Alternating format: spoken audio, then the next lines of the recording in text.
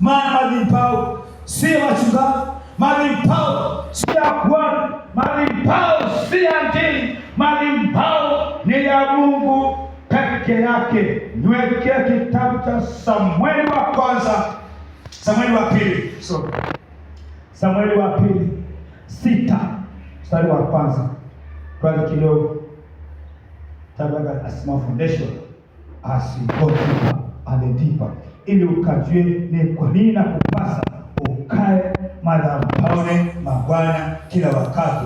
Joshua wakati Musa anaminister alipakia kwa madhabahu ya Mungu wakati wote, kila wakati. Ndiposa Mungu akasema nichagulie Joshua akawekelea mikono, ili ile roho iko ndani ya Musa ikapite nikakaa ndani ya mtumishi wake Joshua. Maana nichagua kukaa uweponi mwa Bwana mpaka atakusanya tena wateule wote wa Israeli, watu 30,000. Akaondoka yote akaenda pamoja na watu wote waliokuwa naye mpaka Balaa ya Yuda, ili kulipandisha kutoka huko sanduku la Mungu ita kwa jina, naam, jina lake Bwana wa majeshi akaye juu ya makerubi. Wakaliweka sanduku la Mungu juu ya gari jipya. Hapo mambo yanabadilika. Ameona ya kwamba sanduku la Bwana likitembea na gari ile akitama wale mzee, haitafika wakati wa sawa kwa nyumba ya Daudi. Ndiposa akaunda gari jipya na akaweka sanduku la agano mahali pale, ili kaende kwa mwendo wa kasi, ili kafika nyumbani mwa Daudi. Maana ilikuwa imepata baraka kwa pale ilikuwa bakisho.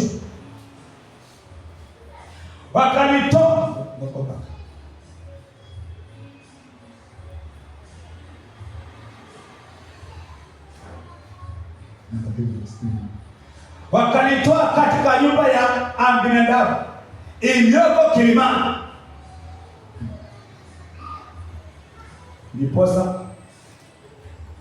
hata katika kila town ukisikia ni kilimani, panakaa watu wenye pesa, panakaa wenye pesa, watu ambao wana maisha mazuri. Maana mahali pana njaa, watu wamebarikiwa, wanakaa mahali pale. Akaondoa huko iliyoko kilimani, na Uza na Ahio wana wa Abinadabu wakaliendesha lile gari jipya. Next. Wakalitoa katika nyumba ya Abinadabu iliyoko kilimani pamoja na sanduku la Bwana, na huyo Ahio akatangulia mbele ya sanduku la agano. Na nyumba yake yote Israeli wakacheza mbele za Bwana kwa nguvu zao zote. Wakati utukufu wa Bwana unaposhuka, wakati agano linakaa nyumbani mwako, wakati nyumba la Bwana inajaa utukufu wa Bwana, dancing, singing,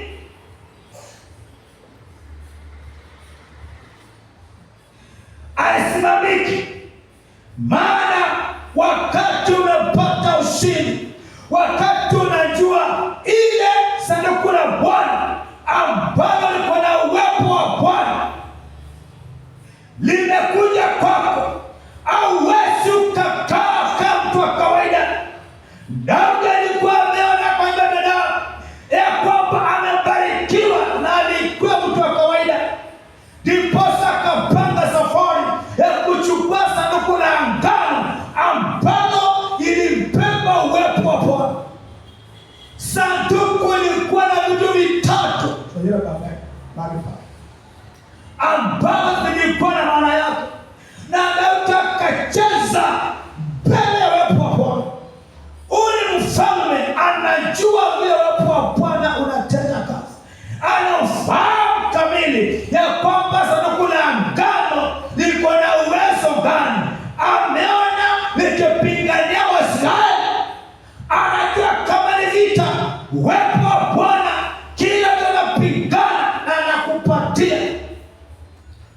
this.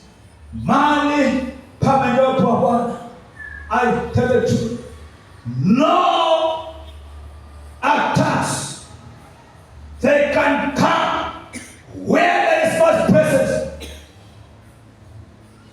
I told that sister sana, akaniambia mahali pangu pa kazi pamejawa na wachawi kutoka Tanzania. Nikamwambia nashukuru Mungu, vile unajua kuna nguvu ambazo za kawaida zinatawala anga yako, lakini nakwambia kuna nguvu nyingine zinakaa kwa anga la Bwana. Zikifika mahali pale, kila uwepo wa mapepo na majini, they have no allies, they have to party. And I told her, the presence of God, when it comes upon a place, it will kill somebody. Itaua. Hakuamini. Nikamwambia nenda utafute Santaka na ukuje kama limbao ya Mungu, na tuombe na tuongee, maana Mungu anaongea na malimbao wakati unaheshimu na Santaka. Hakuna wakati Mungu aliongea na yeyote kwa Biblia without an offering. Never. When you approach His presence with empty hands, you will never receive anything. You cannot be emotional, but the power of God is not present. Because the ark of God ilikuwa na vitu vitatu vya maana viko pale ndani. Utaziangalia, utaziona maana yake, kudotisha vitu ndio kaone.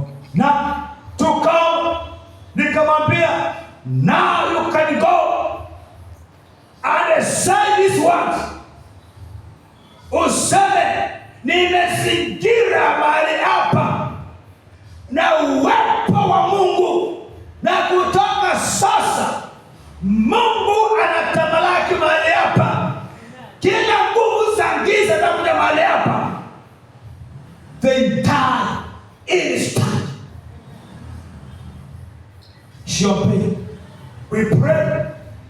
She went there. Moja alikuwa ameenda kwa kina maji marefu from Mukunda. We prayed. I taught this, go and do what I do and believe, because now the act of God is not in your business. Inapokaa mahali pale, utajiri wote wenye kama eneo hayo itakuwa ni sehemu yako. Akaenda na kaomba.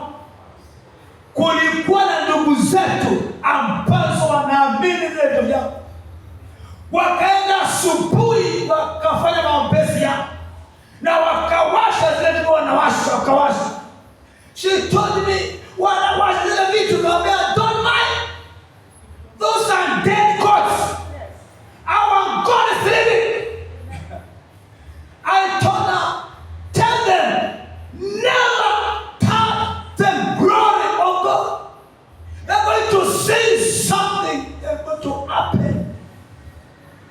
They did. That's the basi. Na akamaliza. Na akawa anaona kama kuna kitu. Nikamwambia, it will never take 24 hours before the glory of God manifest in that place. Mzee amefunga zile nguo zao. And attack came upon him. Pulse skaisha. Chini akakaa, asiamuka. Kafungua mashati, kapepewa, akapepea. He breathed the last breath when the sister was standing in her shop watching by his head. anaangalia macho yake, anakamwambia, angalia, I told you the glory of God when it comes, don't touch his Lord. Let God fight himself. Kama unaabudu Mungu wako hai, mwache huyo Mungu ajipiganie mwenyewe. Na mzee akafa. Nikitoka kazini, kakuta watu wanalia, wanazunguka. Safari ya kupeleka maiti mashambani ikaanza. Nikamwambia, na hiyo haitoshi, another one is coming. Masista aliamini Bwana. Nikamwambia, huyu Mungu wetu achelewe. I say, don't touch the glory of God. The glory of God belongs to him. Usiongope dada ndugu yangu, penda unakaa. When the ark comes upon the press, relax. Na kwambia upumzike, ule na ushibe na usazi. Na mwambia Bwana, shughulikia au maadui zangu.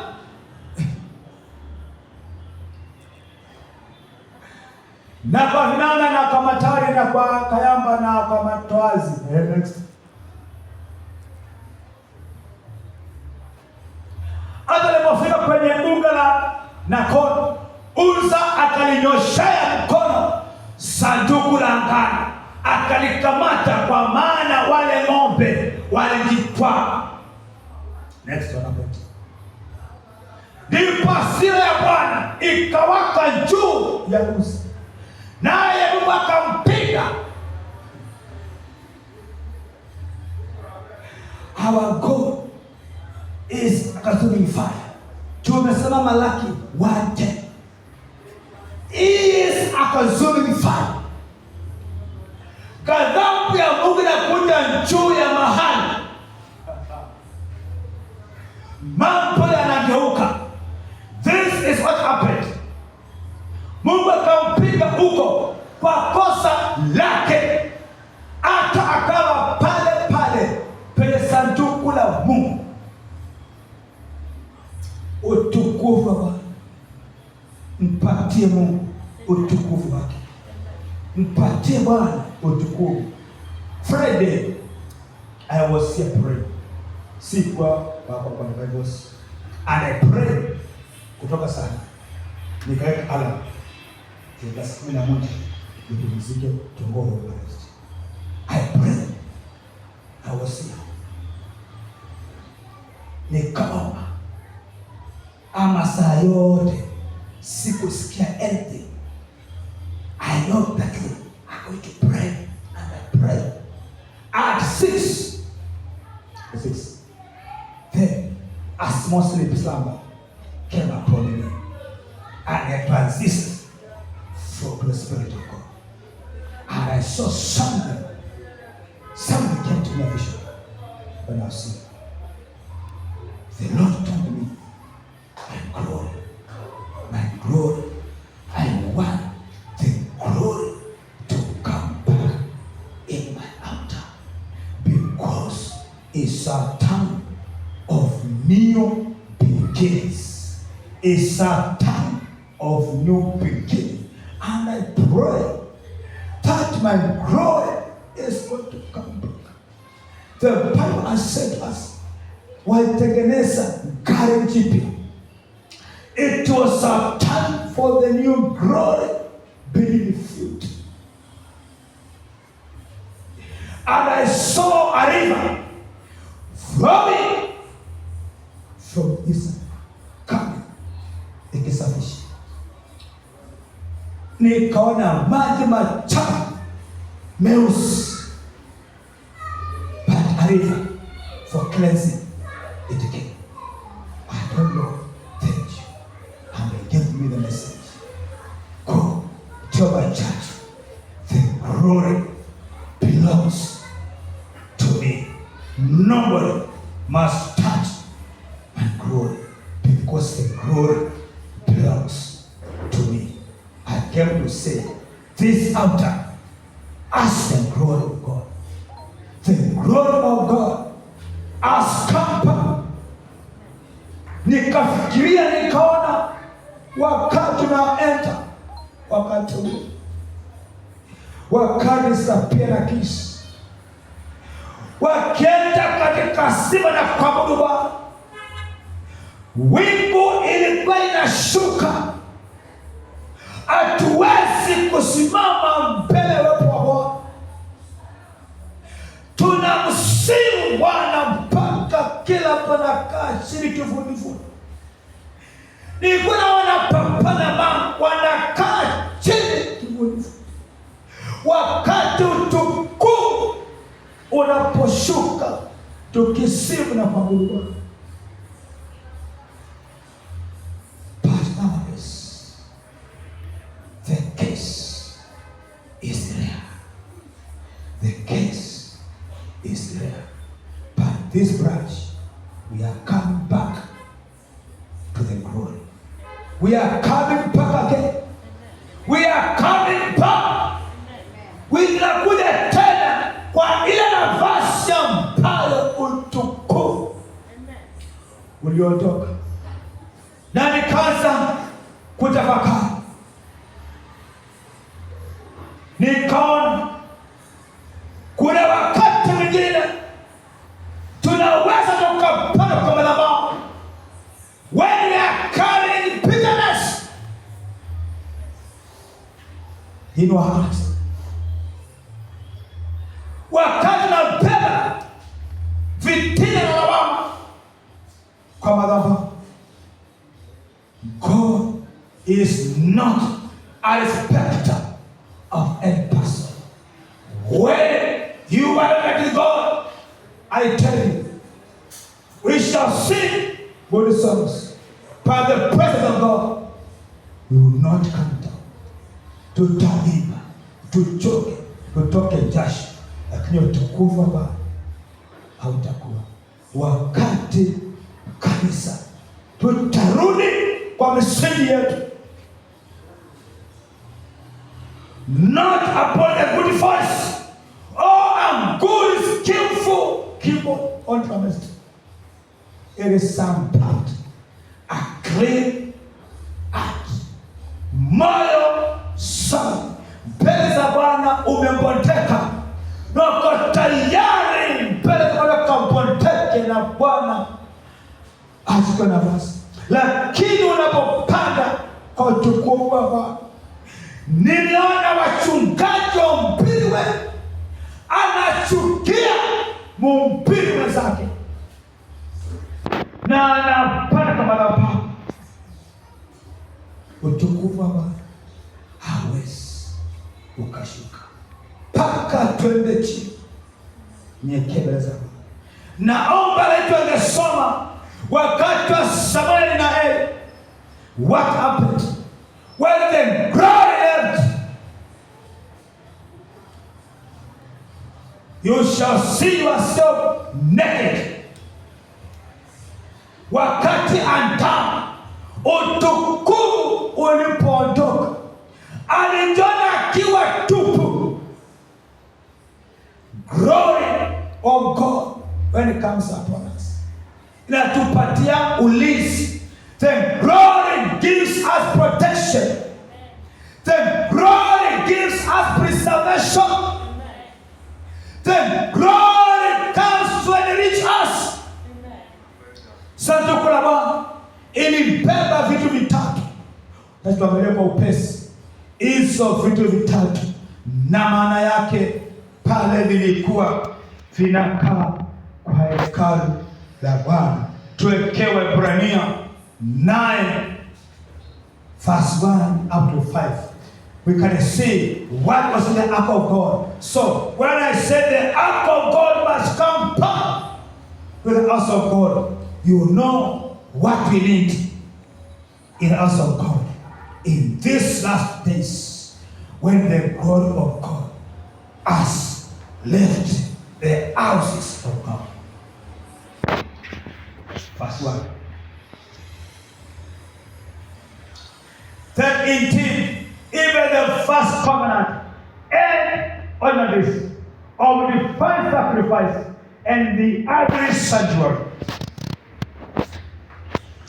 For a tabernacle was prepared. The reference of this one, like a kasome all time. Exodus 25 and 26. Utaona vile Mungu alimpatia masharti mtumishi wake Musa akajenge ile tabernacle ama hema la Bwana kuhusu sanduku la Bwana. The first part in which was the lampstand, the table and the showbread. Tegea Kiswahili ndio vizuri. Kuna kitu nataka kitabu vizuri.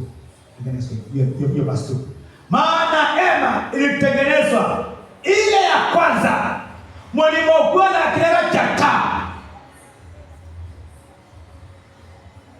Iko ni madhabahu yetu na ni the act of God.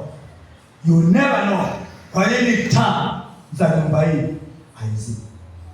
Somebody asked me, kwa nini zile taa za madhabahuni hazizimi na zinakula moto? Na ni pesa ya kanisa. It is beyond the money or the peace of the church. It is about the revelation of the word of God.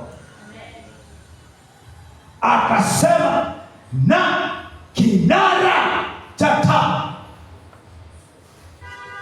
Taa inapozima utukufu wa Bwana atoka. Na meza na mikate mtakatifu ndipo palipoitwa patakatifu patakatifu. I want you to know maana ya malimpao haya. I want you to go deeper. Nikueleze kwa vizuri wakati unahudumu kwa malimpao haya, ukajue ile nafasi ambayo umepewa na yale mambo ambayo unapata kwa malimpao haya, kwa kudumu ama kwa sadaka ya matoleo yako, wakati unapounganika na madhabahu. Namba 2. Na nyuma ya pazia la pili ile hema itwayo patakatifu patakatifu, yenye chetezo cha dhahabu na sanduku la agano iliyofunikwa kwa dhahabu pande zote. Sasa nimeanza ile sanduku la Bwana, kulikuwa na dhahabu na pesa za dhahabu. Mlimokuwa na kopo la dhahabu lenye ile mana na ile fimbo ya Haruni iliyochipuka na vile vimpao vya angano. Nimekea sasa. Ndio nimefanya sasa.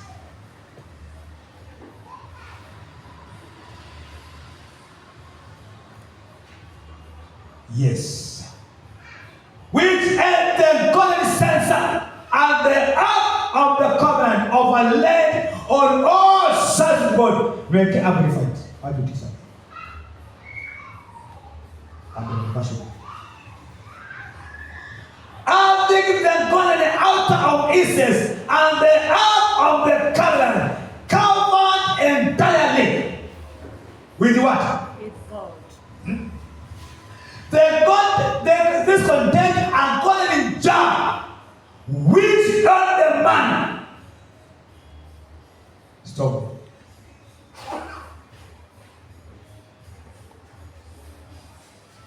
This is the key of the ark of God. The Bible says the golden jar ambayo ilikuwa mfano wa manna. It was a significant of God's faithfulness, of provision.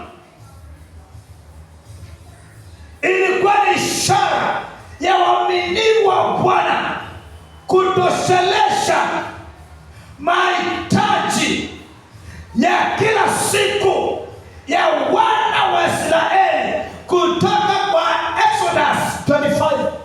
I want to go and read it deeper in a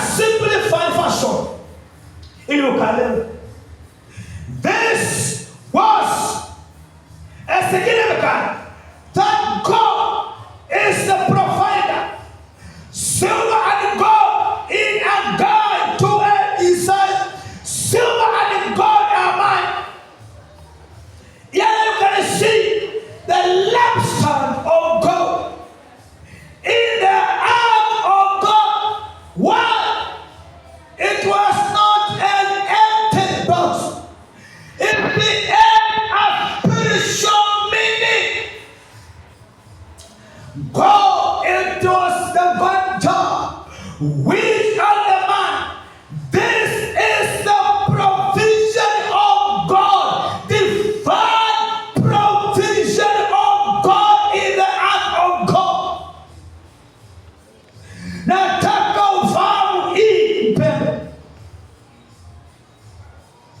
wakati madhabahu ya Bwana iko mahali, you never know why Papa said hapa ndani tuko ndani wewe na nje ni mishamaroni. Kuna sanduku la ngano liko mahali hapa. Hayo sanduku ni la dhahabu. Dhahabu ni provision of God in your life. You are to share the region of the Shamaroni with silver and gold. When you honor this altar, it is something God doing is divine provisions.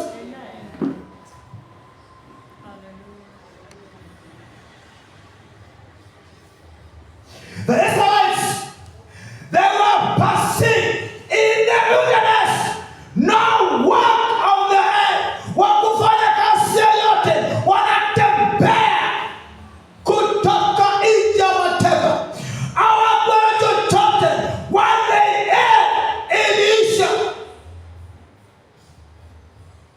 na Bwana akapatia sanduku. Musa akamwambia, kama uwepo wako hauko na sisi, hatuondoki kwa mateka wetu. Alijua ile sanduku liko na nini. Tukamwambia, kama kuna uwepo wako hatuondoki.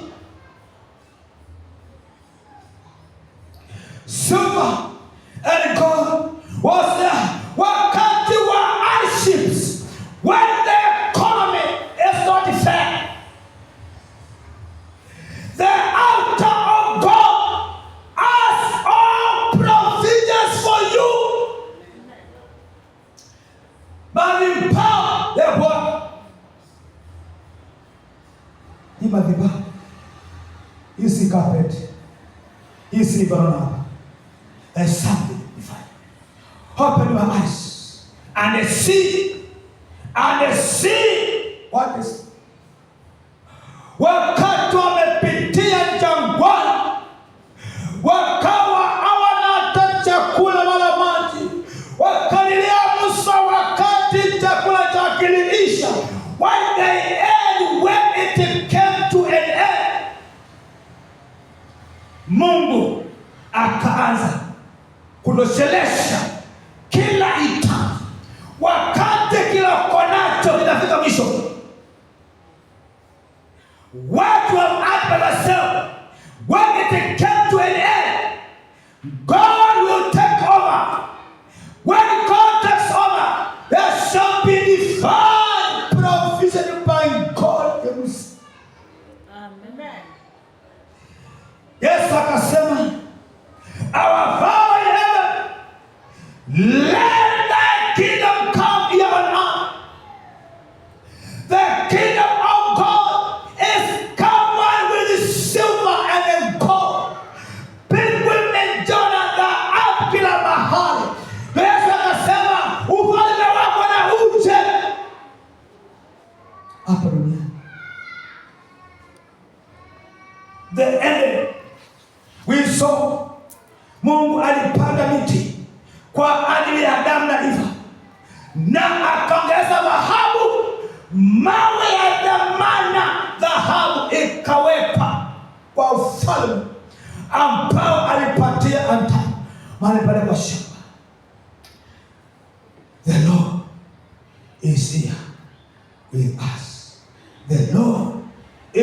going to purify us. Utangeusa maeneo kwenye uko nayo. Kuna dhahabu ambazo zimefichika, lakini wakati utakuja kuheshimu malimpao haya Bwana, kulingana na Malaki 1:10, na Mungu afurahi na mbingu ifunguke. The story will change. Utaongea mengine, utasema huyu ameenda mahali, ametambua siri ya malimpao ili ampayo inabeba. Then number one, that was number two. Then when it comes was number two. Ya kwanza palikuwa na stone tablets ama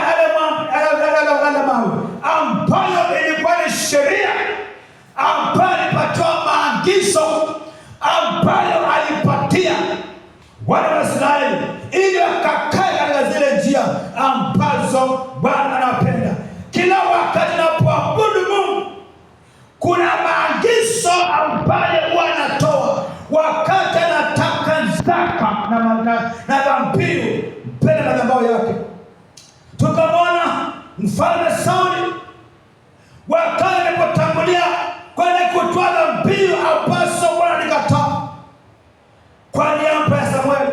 Alikataa maagizo ambayo Bwana alipeana kwa nabii wake Samueli, na akakosa nafasi yake kama mfalme. Bwana akamwambia, nimekukataa kutoka leo kwa mfalme, and I regret why I made you the king of Israel, because akufuata maagizo. Kulikuwa na zile tablets ambazo alipatiwa mara ya pili. Mara ile ya kwanza aliposhuka chini zilipasuka. Alipokuta wana wa Israeli wametengeneza masanamu wanaabudu, nasema Musa amekaa mlimani sana, maybe amekufa mlimani, na ule mlima ulikuwa wewe akaupanda ukwea, maana kule kumejana utukufu, na kama aliongopa na kuheshimu utukufu wa Mungu kwa mlima wa Bwana ambao alichagua. Yes, that's good. And the rod of Aaron, that is protected, and the two stones, tablets of that is wrapped with the 10 commandments. Number 5. And above the ark were the golden cherubim of glory, overshadowing the mercy.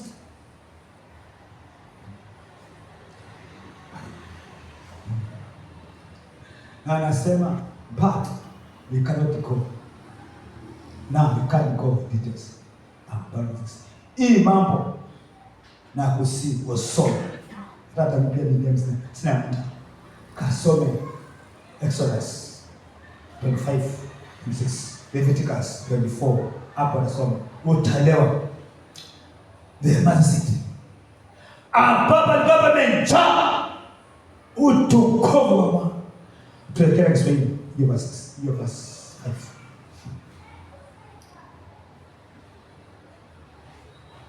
Na juu ya yale makerubi ya utukufu yakikitia kivuli kiti cha rehema. Basi tuna nafasi sasa ya kueleza habari za vitu hivyo kimoja kimoja. Hivi ukijua hii nafasi ya kujua ule utukufu ambao umejawa, hii imani ambayo imejawa na rehema. That's when I need atoba. Tunaungana wazee 24 na hao makerubi penye utukufu, maana penye utukufu wa Bwana pana utele wa Mungu ambao umejaa mahali pale. Na pakawa na the rod of Aaron. Aaron was the brother to Moses, ambao ilikuwa kionyesha godly leadership ama utawala wa kikuhani, mwongozo wa kikuhani, spiritual leadership. As a priest of the Lord, we need to show the spiritual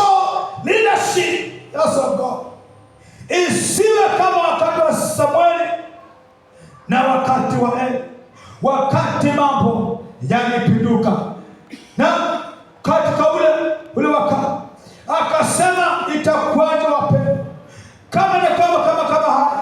Daudi akalibeba agano mpaka ile agano ikaingia nyumbani mwake, na akachezea Mungu kwa furaha, maana anajua sasa ushindi umeingia kwa nyumba Israeli. Na yule mke wake si mke wake, maandiko anasema ni mpindi wa Sauli.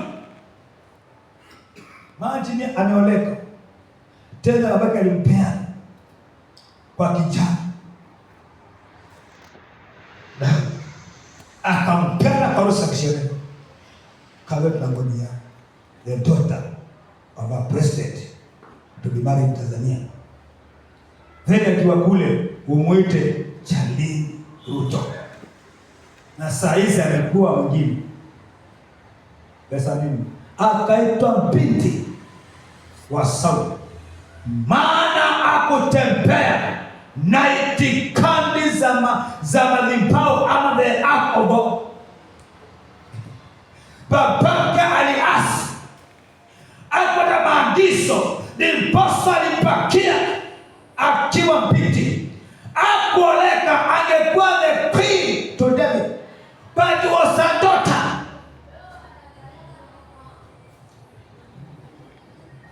Kuna wakati mwingine tembea mahali kasikia mwingine akidamu kasamana jina ya baba yake kwenye mzaliwa, nikamuuliza, mamako ako na ufahamu ama ni msemo tu? Kama umeoleka na umezaa na watoto, sekute mwanamke fulani mama yake fulani, kwa hiyo inakuja jina ya ama kutoa mahali. Kamwambia, go and correct her in love. Mwambie, you are not a daughter of your father, you are married. That is kwenye ulu za ibini amina. You are, when you are married in a holy matrimony, you become a queen to that king ambaye amekuoa. You are not a daughter, because au kutoka katika genders umetoka katika nyumba ya Bwana, and you are queen. You are not a daughter. Akuitwa queen to them, they called her daughter also. Maana ile sanduku la Bwana akuliheshima pale Daudi alipokuwa akicheza mbele za Bwana, akuona maana ama sifa ya ile sanduku la agano wakati Daudi alipoleta katika nyumba ya Bwana, ili wakatembee katika hizo baraka ambazo Mungu ameachilia. Katuwekee Isaia 42 verse 80. Vile Mungu anasema, Isaia book of Isaiah 42 verse 8. Vile Mungu anasema, I don't share my glory with anybody. God is a jealous God. He will never share his glory with anybody.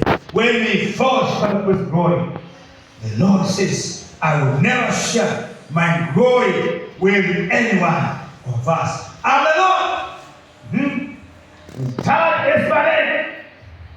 And my glory I will not give to another.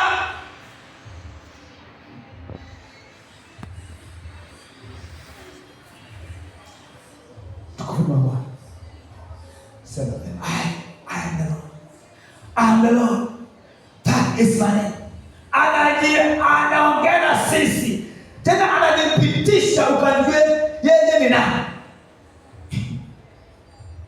And my glory I will not give to another. Hawezi. Ati wewe umekaa kwa utukufu wa Bwana na unaheshimu madhabahu ya Bwana, tena mtu mwingine wa kutoka katika other gods, there is no opportunity. They can't challenge you. Hawezi akasema mbele zako, hata ukatembea usiku wa giza totoro, the glory of Lord shall be shining upon you. Hata ukatembea katika giza, katika ulimwengu wa giza, Baba anasema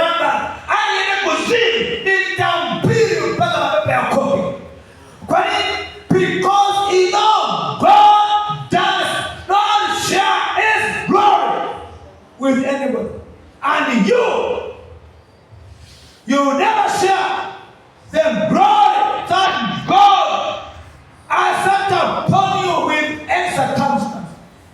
Haijalishi kwa none of my praise to count idols. Hata masana hizo miungu za kuzimu zao hawawezi wakastahimili utukufu wa Bwana. That's why we are here. Usiku wa leo, jioni ya leo, mahali hapa tukaregesha sanduku la agano mahali pake. Tumekuja kuregesha sanduku la Bwana mahali pake. Maana wakati wa kumwambia Bwana ni wakati nakaa kando, ili utukufu wako ukachukua nafasi yake. Don't fight battles.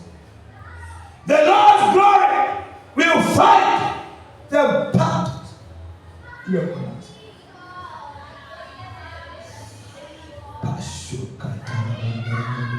Let me show an example.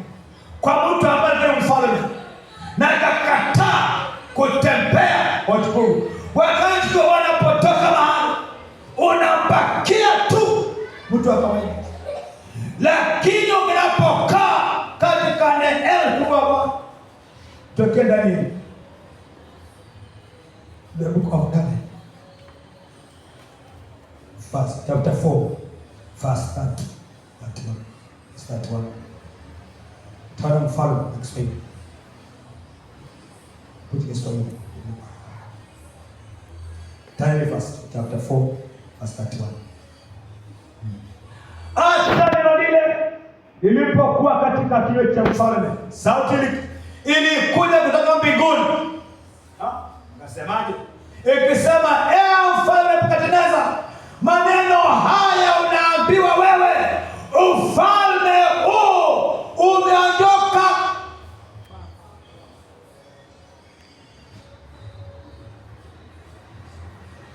The glory, wakati unapoajezela Bwana, iyo kelele, the glory is lifted.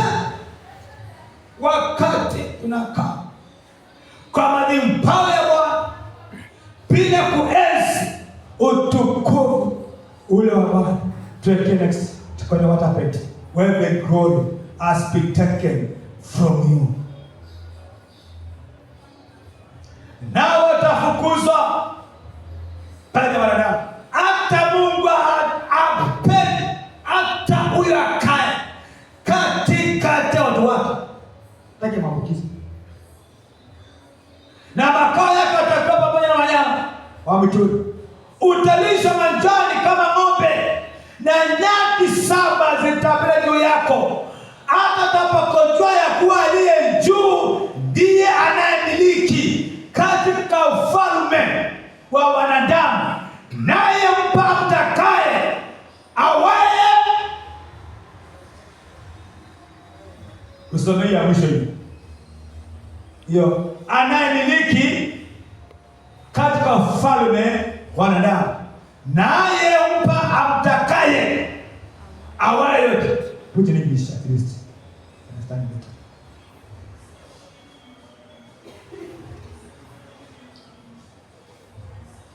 And a 7 of time will pass over you until you know, without end, that the Most High God rules over the kingdom of mankind, and He bestowed it on whoever He desires. Yeyote ambaye Bwana anapendeza, mwenye anakaa katika uwepo wa Bwana, Mungu atampatia ufalme wake ambao umejaa na dhahabu na kila kitu. When we walk in alcohol, this is what happens.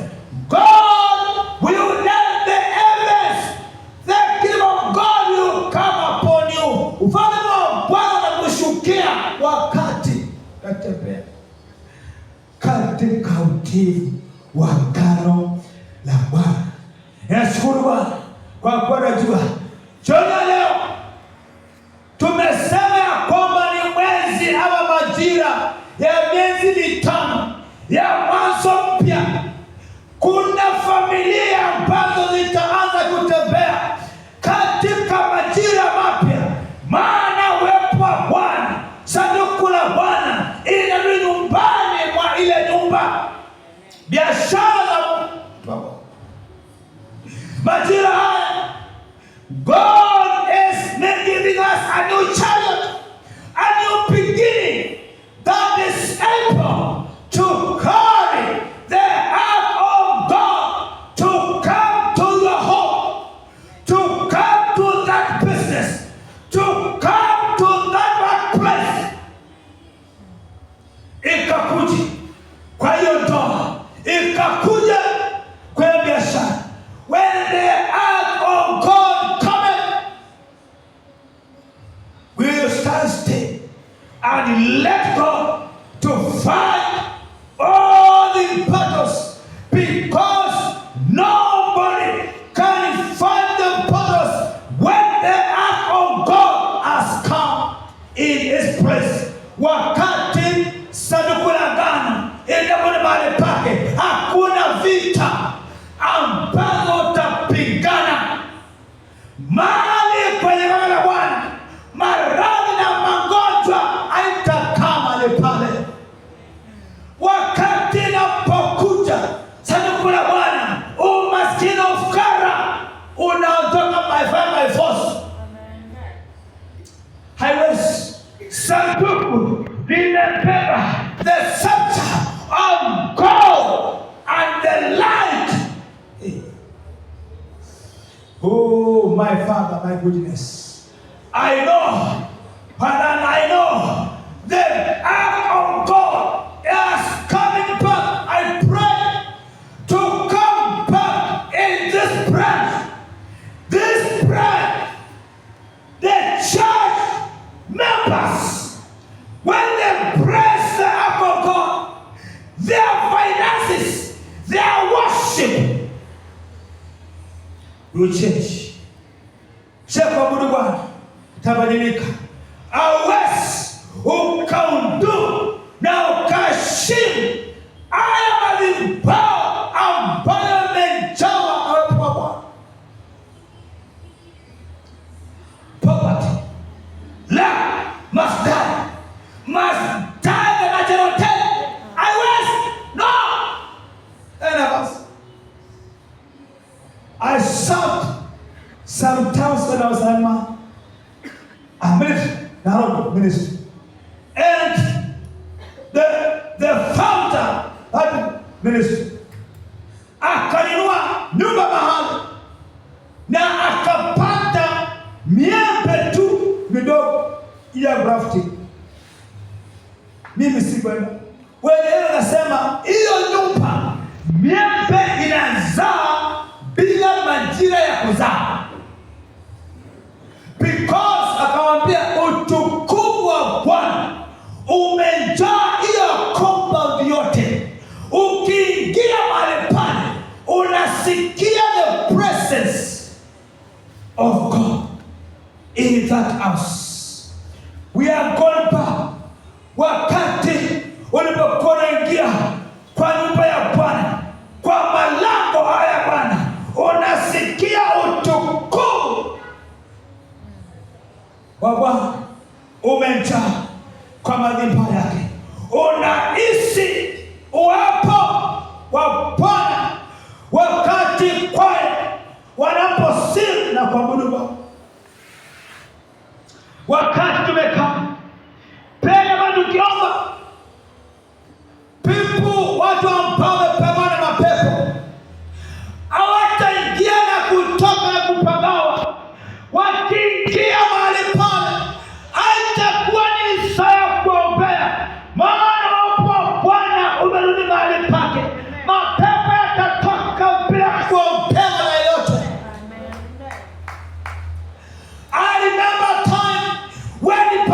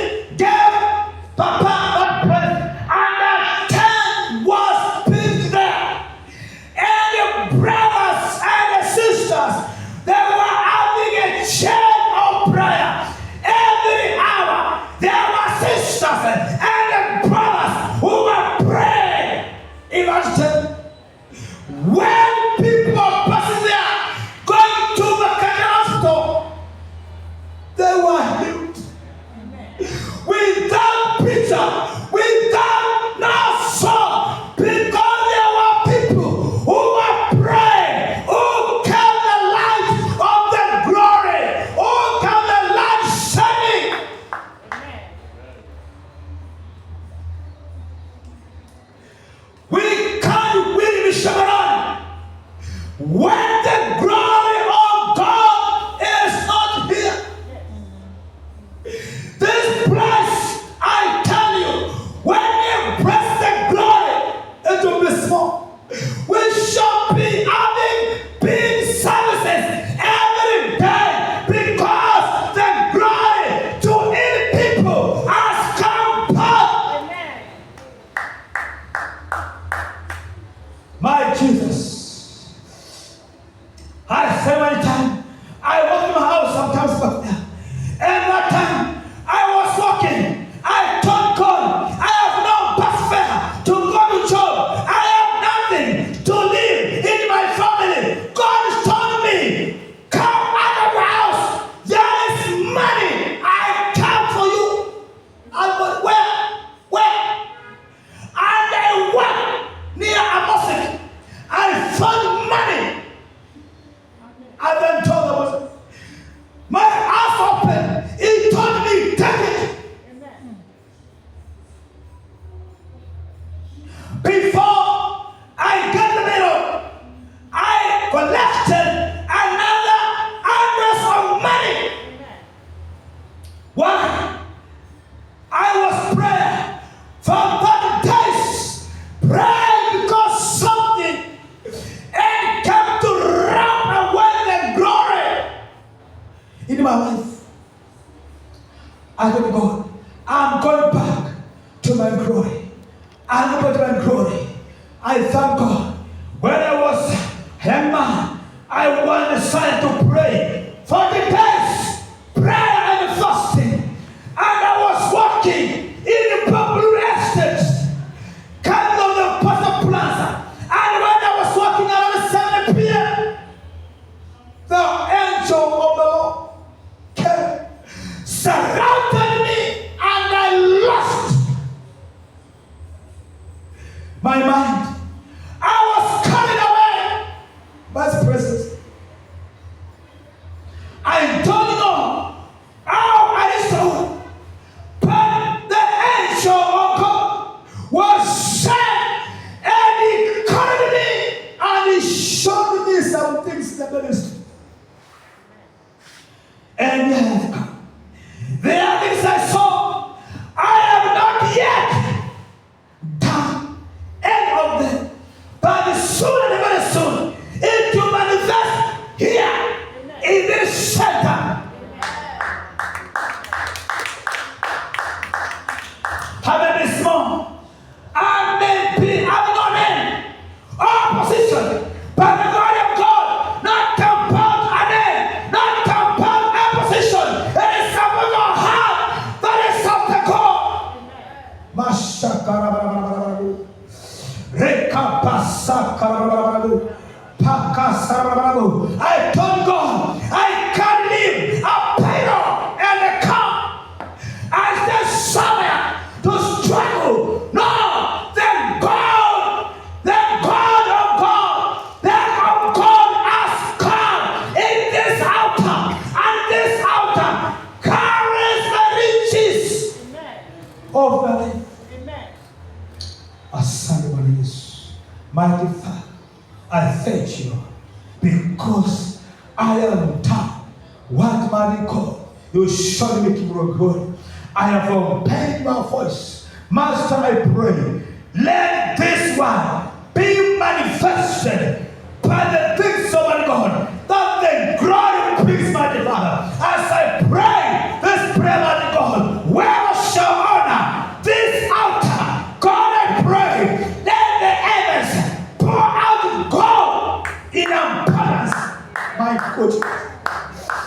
Oh, shaka tarabarabarabarabarabarabu, rekapa sakata karabarabarabarabarabu, makasa karabarabarabu. Stand up on your feet now. Start to pray. Tell God, I want to bring back the ark. The ark has all what you need. That ark of God is a doorway for you to bring all gold, all silver that you need is connection to this altar that is lifted up. The light of the glory of God as you on.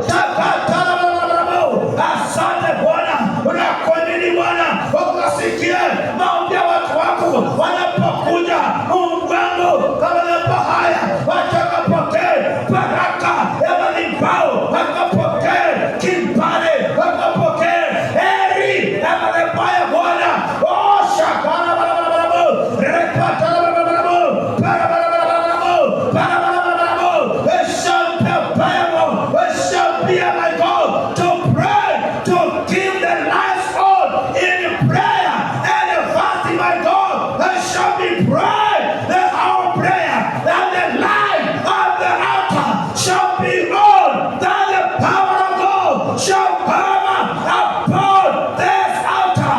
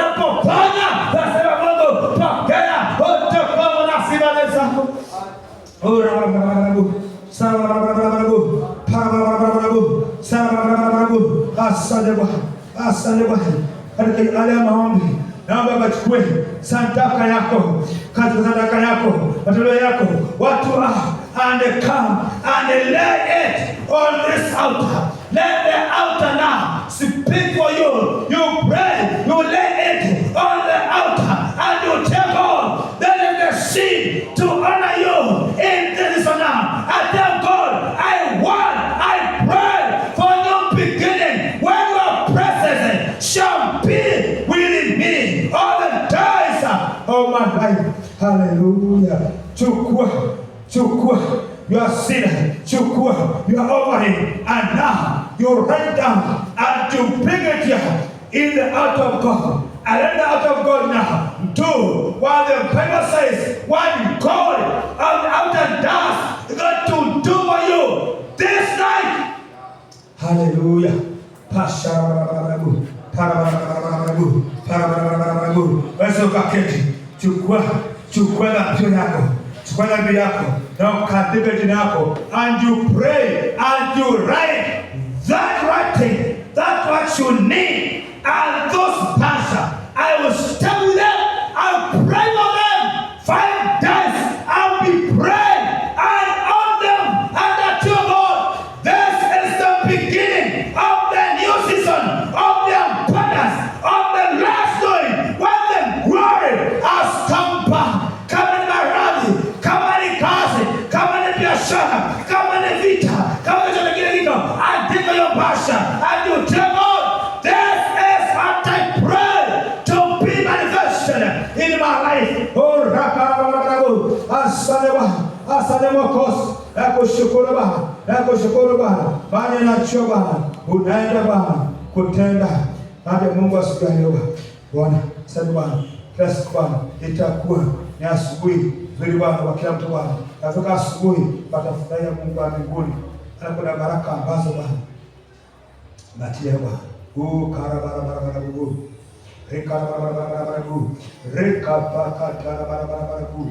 Rekarabarabu. Rekarabarabu. Shekatarabarabarabu. Rekapakarabarabarabu. Rekapakarabarabarabu. Rekapakarabarabarabu. Asante Bwana Yesu. Asante Bwana. Asante Bwana. Nakushukuru Mungu wangu. Amen Mungu Bwana. Asante Mungu wangu. Asante Mungu wangu. Haja mbele zako Bwana. Nimetii sauti yako Mungu wa mbinguni.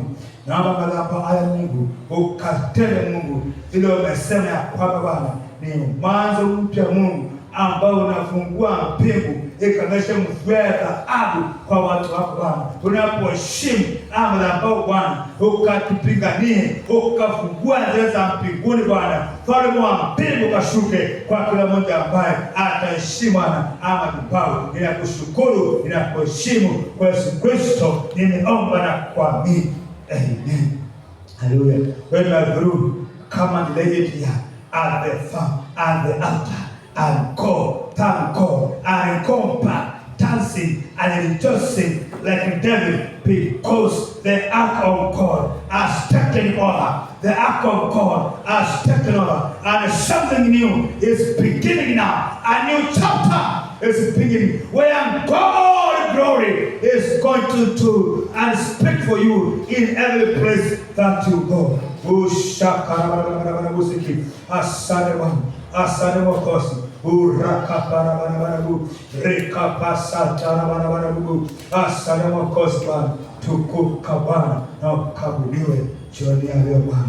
Tunakuenzi na kushukuru Bwana. Utukufu na sifa ni wako Mungu. Ubishatarabarabarabu. Provide my God, provide my God, provide my God. Reshakarabarabarabu. Asante Bwana, my God.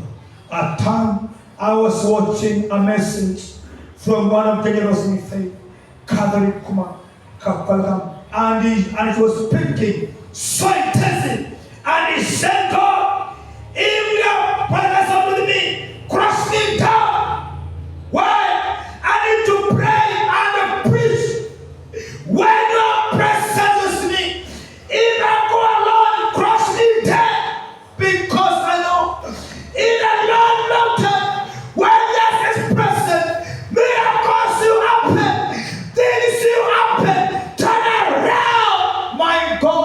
New business, new promise shall be back in the presence of the Lord, because in His mountain there shall be the glory of God.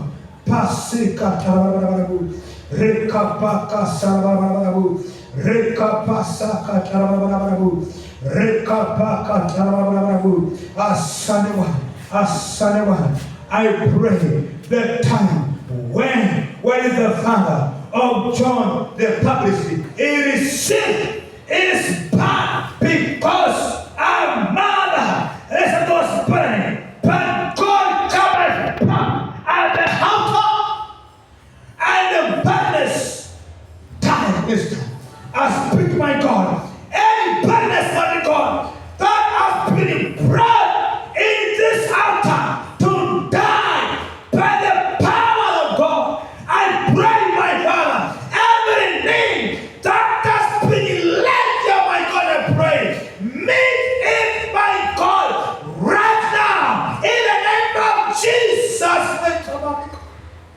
At your altar, Father, speak. I pray, my God, let them hear you as you speak, Almighty Father, because now in a Rama has reached heaven, and God has done a new thing in your presence. I thank you, Lord, and I honor you. Kwa Yesu Kristo nimeomba na kuamini Bwana. Shangilia Bwana, makofi ya ushindi. Piga Bwana makofi ya ushindi. Hallelujah, hallelujah. Asante Bwana. This week I want to teach about the priest at the altar. If you are away from this place, you can watch us from the YouTube. I'm be teaching about the altar and the priest.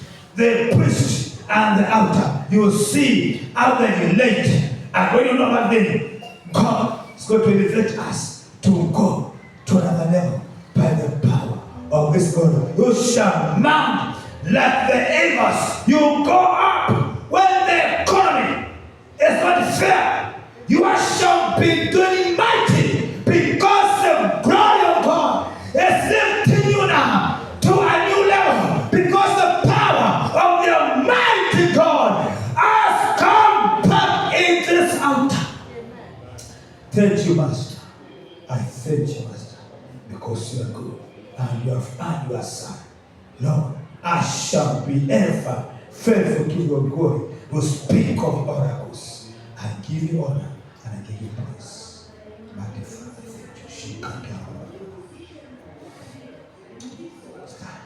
Surely, was that mercy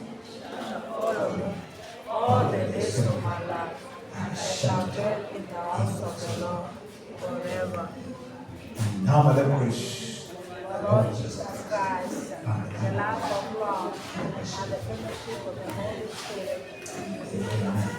kill the fire pan by coming tomorrow morning. Let us kill the fire pan by prayer in this altar and do something happens in our lives. God bless you.